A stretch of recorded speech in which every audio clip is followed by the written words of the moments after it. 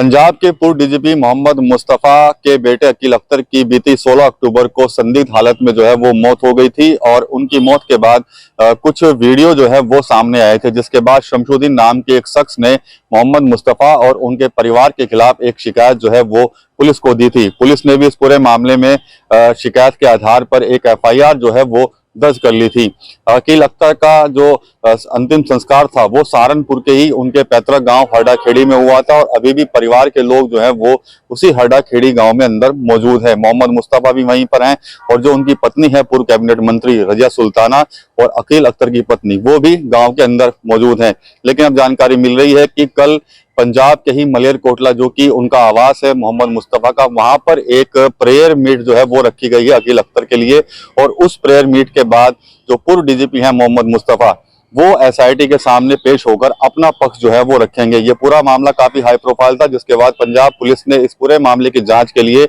एक SIT team का जो है वो गठन कर दिया था। जानकारी ये भी मिल रही है कि एसआईटी ने इस मामले में अपनी जांच जो है वो शुरू कर दी है।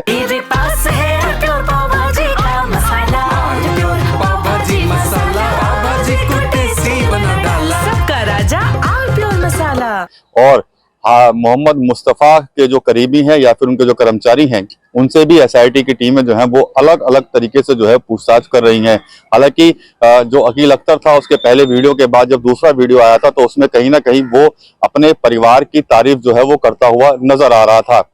अकील अख्तर की मौत के बाद जो आरोप मोहम्मद मुस्तफा और उनकी पत्नी और अकील की जो पत्नी है उनके ऊपर जो आरोप लगे थे,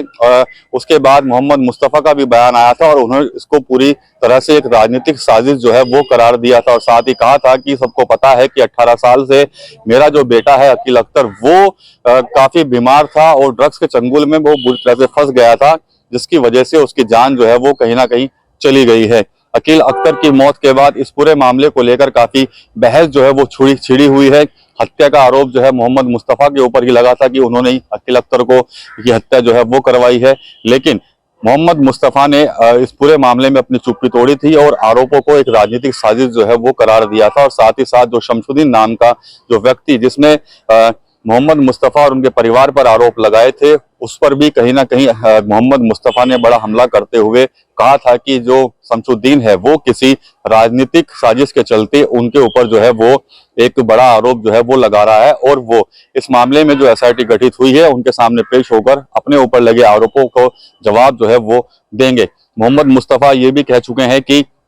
एसआईटी का जो गठन हुआ है वो उसका वो स्वागत करते हैं और जो तमाम जो आरोप उनके ऊपर लगे थे उनका जवाब देने के लिए वो पूरी तरह से तैयार हैं। पूरे आरोपों को उन्होंने सिरे से खारिज किया था और अब जानकारी मिल रही है कि मोहम्मद मुस्तफा के बेटे अकील अख्तर की कल प्रेयर मीट होगी और उसके बाद